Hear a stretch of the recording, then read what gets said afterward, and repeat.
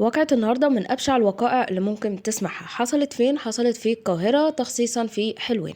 اللي حصل ان الواقعة اللي بقول عليها بشعة ان هي حصلت ما بين ولدين، الاتنين عندهم 18 سنة، وحصلت في المدرسة. ملخص الواقعة ان كان في خناقة، الولد طلع قطر من جيبه وبوظ وش صاحبه. التفاصيل هنشوفها مع بعض، بس في الأول صلى على النبي وندخل في الموضوع. من ساعات قليلة واقعة حصلت وانتشرت على الساحة وعلى جميع وسائل التواصل بشكل بشع جدا.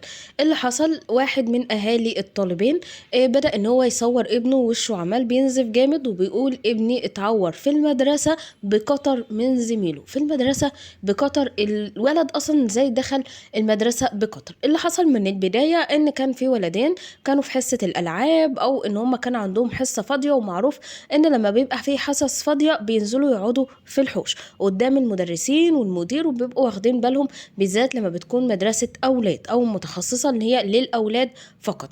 فاللي حصل إن الولدين دولت الاتنين عندهم 18 سنة، كانوا قاعدين بيلعبوا، وبعد كده كلمة منه على كلمة منه بدأوا إن هم يتخانقوا، والصوت يعلى، خناقة على هنا خناقة على هنا، بدأوا إن هم يمسكوا في بعض. وفجأة واحد منهم طلع قطر وبدأ إن هو يعور وش صاحبه. اللي حصل إن في واحد منهم روح، اللي كان وشه متعور كان اسمه محمد روح بيته، ومامته شافته وشه عمال بينزف، وهدومه كلها غرقانه دم. الجرح كان عميق، ما كانش خدش كده وجرح عادي، لا. مامته خدته وطلعت على المستشفى، وهناك الدكاتره بداوا ان هم يسكتوا الدم، ويبداوا ان هم يعملوا له الجرح ويطهروه، وبعد كده لفوه زي ما موجود قدامك في الصوره. طيب ايه اللي حصل؟ ان مامته صورته وبدات ان هي ترفع الواقع على جميع وسائل التواصل، وبتطلب الاستغاثه وبتطلب حق ابنها. كانت رافعه الصوره على جميع وسائل التواصل، وكانت كاتبه فوقها ان ابنها اتعور بآلة حادة بقطر في وشه من زميله في المدرسه. فطبعا دي حاجه يعني في حدها كبيره. يعني ايه الطفل؟ مش مهم ان هو يكون طفل، المهم ان هو الطالب ازاي يدخل حدود المدرسه بآلة حاده. طفل كبير في الكليه حتى ممنوع حاجات زي دي. فمن هنا الاجهزه الامنيه والمعنيه اول ما تلقت الخبر على طول بدأوا ان هم يعملوا تفحصاتهم، وكمان ان هم يشوفوا ايه اللي حصل، وباستماتة عرفنا التفاصيل. بعد القبض على جميع الاطراف، الام والابن محمد وام مامته وزميله اللي عوروا واهلهم، فبدأ من هنا ان احنا نشوف ايه اللي حصل. قالك ان هم كانوا قاعدين بيتخانقوا، وبعد كده الخناقة كبرت منهم، وبعد كده اتعور. طيب زميلك عورك بايه؟ ايه الآلة الحادة اللي صاحبك عورلك وشك بيها؟ قال طوبة. ومن هنا جيت الكارثة. اللي حصل ان مامته بدأت تتسأل، طب انت ليه كاتبة آلة حادة، وليه بتقولي ان انت ابنك متعور في آلة حادة؟ ده حسب البوست بتاعك، وده البوست اللي انت كاتباه اتقال طب ليه انت قلتي آلة حادة؟ اتقال ان هو بسبب الدكتور لما كشف عليه في المستشفى وطيب له الجرح، قال ان ابنك متعور بآلة حادة.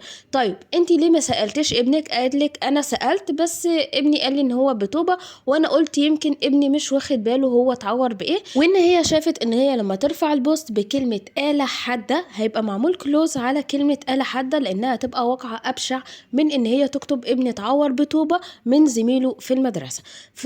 انا من وجهة نظري في الموضوع، انا مش عارفة انتوا لو مكانها كنت فعلا كتبتوا ان، يعني ربنا ما يكتبها عليكم ولا على اي حد ويسلم اولادنا يا رب، ان انتوا لو مكانها كنتوا فعلا هتكتبوا ان الآلة الحادة، ولا كنتوا هتكتبوا اللي حصل بالظبط؟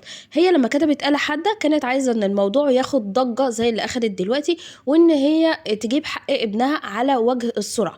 يعني هي شافت من وجهة نظرها ان كلمة طوبة مش هتجيب لها حقها، فقالت ان هي تكبر الموضوع بكلمة آلة حادة.